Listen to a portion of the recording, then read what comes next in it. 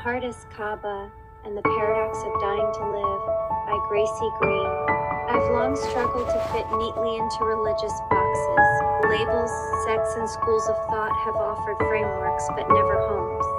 And yet, I have felt God's presence more intimately than words can ever describe. When I came across the teachings of Mansur al-Hallāj, something in me stirred, not just intellectually but spiritually, deeply, almost painfully. One of his most provocative sayings, "Circumambulate the heart 7 times," resonates with my soul in a way few teachings ever have. In the same way pilgrims circle the Kaaba, Hallāj invites us to turn that sacred movement inward. He was not denying the importance of pilgrimage. He was elevating it. What good is a journey around stone if the heart remains untouched, unchanged, and unawakened? To circumambulate the heart is to acknowledge that God's throne is not only in the heavens, but in the recesses of the soul. It is in the struggle to purify our intentions, to cleanse the heart of ego, arrogance, and illusion. It is to make the heart into a sanctuary, a sacred chamber where only divine light dwells. I agree with this deeply, because I have seen too many who perform the rituals but remain far from God, and I have felt closest to Him in the silence of my own inner battles. Then there's Hallāj's haunting paradox, life is death and death is life. Another statement that confounded scholars and mystified rulers, but made perfect sense to those who walk the path of spiritual truth. In my own life, I have died 1,000 deaths to pride, to false beliefs, to attachments that served only the ego. And yet with each death I came closer to life. Not the breathing kind of life, but the living soul kind.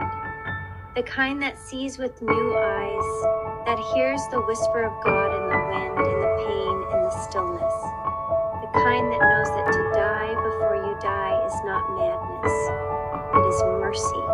The world sees death as an end. What if it's a beginning? What if death, the death of the self, the illusions, the lies, is where real life begins? A life aligned with truth, with love, with surrender. Hallāj died for saying things like this, for daring to say, "Ana al-Haq, I am the truth," not because he believed he was God, but because he had erased everything in himself except God. That kind of annihilation fana is what so few understand, and yet what so many of us yearn for. I don't know where I fit, but I know this.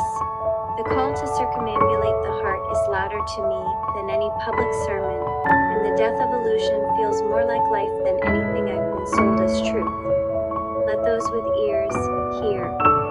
Let those with hearts feel, and let those who dare turn inward, for perhaps the holiest of all journeys begins not with a step toward a distant city, but a bowing of the soul within one's own chest. Thank you for listening.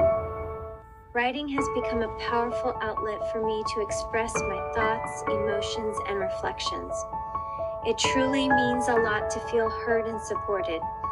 If you're listening to this, I'd love to know what you have been contemplating on. Leave a comment below and share your thoughts and your journey.